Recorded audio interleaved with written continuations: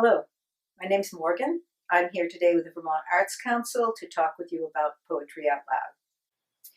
So today we're going to talk about the 5 criteria that judges use when people are reciting poetry as part of competition. And those 5 criteria are physical presence, voice and articulation, dramatic appropriateness, evidence of understanding, and overall performance. Specifically, I'd like to look at the first 2, physical presence and voice and articulation. I'm actually going to recite a poem for you now.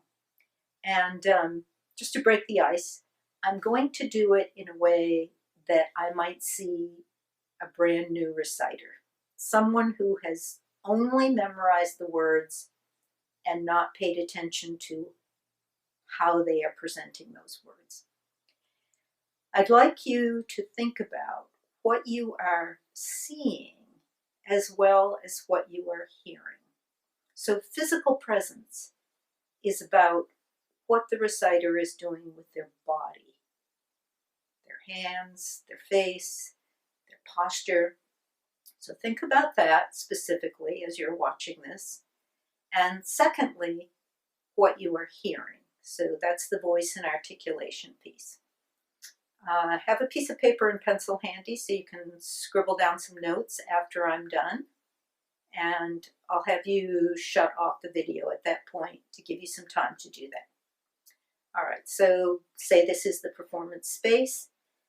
Something else to remember is that your recitation begins as soon as your audience can see you, not just when you speak the first word. So how you enter and exit the performance space is also part of your performance. Okay, here we go. Richard Cory by Edwin Arlington Robinson. Whenever Richard Cory went downtown, we people on the pavement looked at him. He was a gentleman from soul to crown, clean-favored and imperially slim. And he was always quietly arrayed, and he was always quietly arrayed, and he was always human when he talked, but still he fluttered pulses when he said good morning, and he glittered when he walked. And he was rich, yes, richer than a king, and admirably schooled in every grace. In fine, we thought that he was everything to make us wish that we were in his place. So on we worked and waited for the light and went without the meat and cursed the bread. And Richard Cory, one calm summer night, went home and put a bullet through his head. Okay. Shut off the video and take a moment to write down specifically first what you saw. What you saw as far as how I was making use of my body, my face, my hands, whatever. Secondly, write down what you heard, what you noticed about my voice.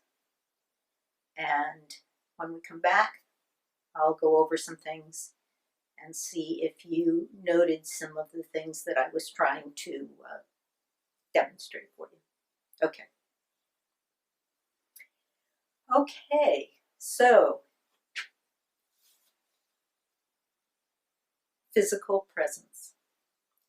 I am hoping that what some of you noticed first and foremost was that I was not making eye contact. Eye contact is such an important part of an effective recitation. If you think of yourself as being in conversation with your audience, which you are in fact, even though it's a one-sided conversation, you're the speaker, they're the listener, you are still trying to make a connection with them. And eye contact is our strongest way of connecting with other people. I'm sure you know this from your own conversations. If somebody's paying attention to you, they're looking at you and wanting you to understand what they're saying. Secondly, as far as entering and exiting the space, I came on and did my preparation in front of you as part of it. I wasn't ready to go with my recitation. So it's important to do anything you need to get ready, whether it's straightening your clothes or licking your lips or having a drink of water, clearing your throat. All that should be done out of sight of the audience so that as you enter the space, you are ready to take control of the space. Have a good relaxed posture, but standing straight. You should have your feet about hip width apart. Center yourself and use your posture to show the confidence that you have. Also, in exiting, don't run away at the end of the poem. Sometimes we're just so relieved that it's over that we're heading out while we're still saying the last line. You need to give your poem a moment to settle at the end before you take off. Plus, if you're doing it for an audience, you need to let them acknowledge you. That's what applause is for. They're saying thank you for your performance, and you need to be there for that. Let's see, other physical traits. Nervous habits. Here's the most common thing. Everyone is nervous when they get up in front of an audience. And very often we express it in some physical tic or habit, whether it's rubbing your hands together. A lot of people do something with their feet. Now I know because you're going to be doing this on video this year, you were only seen from the waist up.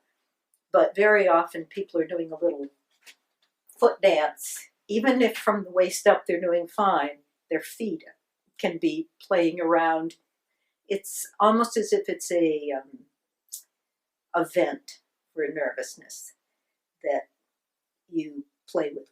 I see people play with clothes, pulling their sleeves down, licking their lips, pushing hair out of their eyes. Everybody's got some little way that they are venting that nervousness. So video can be a really, really effective tool to show you what your little tics or habits might be. And as many years as I've been on stage, I know I do it myself. I have a little sideways thing with my head, or I catch myself doing on camera things that I wouldn't have been aware of otherwise. So I'm sure you have other things on your list that you may have noticed about physicality. So take some time to talk those over with each other, see who noticed what, and let's move on to voice and articulation. Hopefully, the thing that everyone noticed first was how fast I was talking. That is so, so common. The most common critique I give when I'm working with students in person is slow down, slow down, slow down, slow down. You have to remember that your audience is hearing this poem for the first time. You know it, you've memorized it. And sometimes when we know something well, we tend to speed up, when in fact what you need to be doing is slowing down to allow the audience to keep up with you. Now that doesn't mean that you want to say it all at the same pace, like I was doing with that poem. When we're expressing emotions, our voice speeds up, slows down, depending on what emotion we're expressing. If you're excited or angry, you tend to talk faster. You raise your voice, the pitch of your voice, or lower the pitch of your voice. In sadness, we tend to come down. In anger, we tense up. In excitement or happiness, we lift.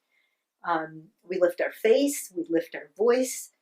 So you want those variations in your poem, but you want it all to be at a slower pace than you might usually talk. This can be a real challenge, especially if you're someone whose normal talking pace is very fast. So really work on that one because it's so important. So I was trying through that one to speak in a monotone. So hopefully that's something else you noticed, that was the whole poem was sort of on the same note, the same volume, the same speed, without those variations that I've been talking about. Oh, another thing that is so common is that people do what I call end drops, meaning as you get to the end of a line, you let your voice drop off. Now, that's a normal speaking pattern for us in English, unless we're asking a question, then we tend to pitch up. But pay attention to that, because there's places where you can pitch up to keep the energy going in a poem and to give yourself the variation and the flow, that so that you don't get into a pattern of always dropping, getting to the end of the line and coming down. And also, often it's hard to hear the last word in the line when people are doing that. So be sure you're paying attention to what word in each line, word or words, are the important words that you're giving the emphasis to. And it's not necessarily, it could be the last word in the line. So don't throw it away. All right, so now I'm going to do the same recitation for you. And I'm going to try to improve on all those things we've been talking about and the other things that you discovered. Okay.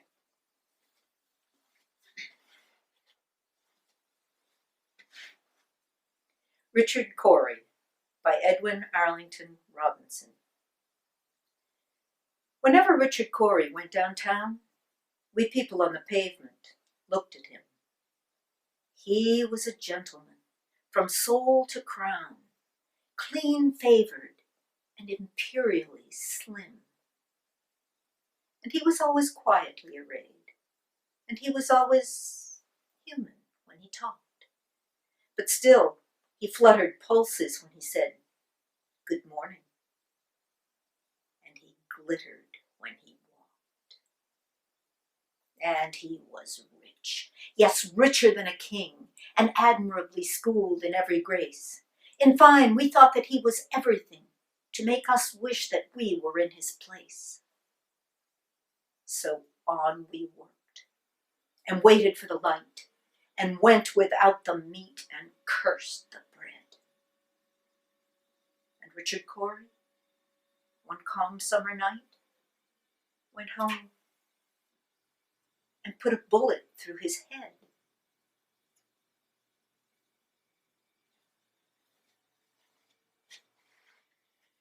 Okay, so again, you can shut down the video and take some time to write down or discuss among yourselves what you noticed that was different that time. First, remember, talk specifically about physical presence.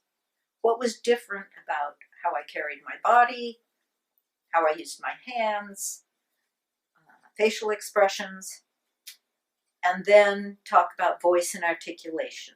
What did you hear that was different? And was it more effective, and why? So go ahead, shut down, and take those notes or have that discussion. Right. So I hope this has been helpful to you, and best of luck with your poetry out loud.